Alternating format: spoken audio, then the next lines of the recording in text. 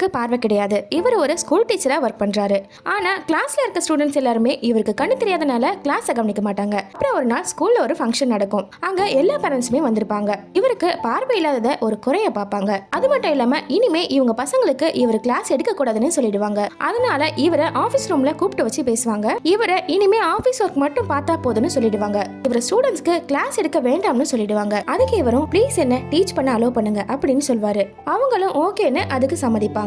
அதுக்கப்புறம் இவர் வீட்டுக்கு கிளம்புவாரு. அப்போ ஸ்கூலுக்கு வெளியே இவரோட கிளாஸ் பொண்ணுங்க கிட்ட நீங்க ஏன் இன்னைக்கு என்னோட கிளாஸ் அட்டென்ட் பண்ணலன்னு கேட்பாரு. அதுக்கு அந்த பொண்ணுங்க கண்ணு தெரியாதவங்க கிட்ட எங்களால எப்படி படிக்க முடியும், அதனாலதான் உங்க கிளாஸ் நாங்க அட்டென்ட் பண்ணல அப்படின்னு சொல்லுவாங்க. அதுக்கு இவரு நீங்க கிளாஸ்க்கு வர்றதுக்கு நான் என்ன பண்ணணும்னு சொல்லுங்க அப்படின்னு கேட்பாரு. நீங்க இப்ப ஸ்டிக் இல்லாம நடந்து வாங்கலாம் பார்க்கலாம் அப்படின்னு சொல்லுவாங்க. இவரும் ஸ்டிக்கை கீழே போட்டுட்டு நடந்து வருவாரு. ஆனா கால் தடுக்கி கீழே விழுந்துடுவாரு. அதை பார்த்த இந்த பொண்ணுங்களுக்கு ரொம்பவே கஷ்டமாயிடும். அதுக்கப்புறமா இந்த ஸ்டூடெண்ட்ஸ் எல்லாருமே இவரை புரிஞ்சுக்கிட்டு இவரோட கிளாஸ் அட்டென்ட் பண்ணுவாங்க.